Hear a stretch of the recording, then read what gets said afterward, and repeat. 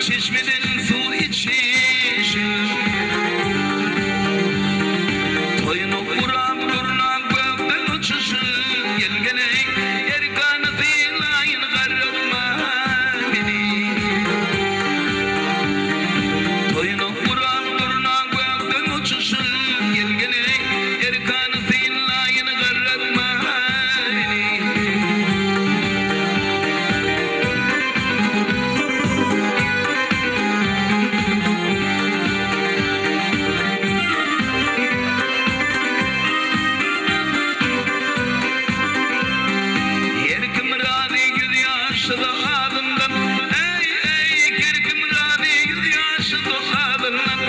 ayırma vatanımın talamduğundan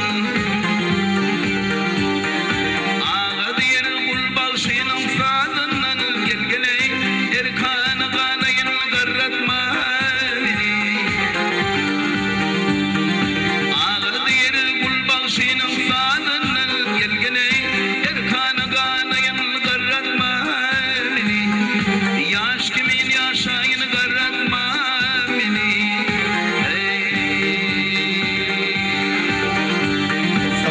Mehriban adamları.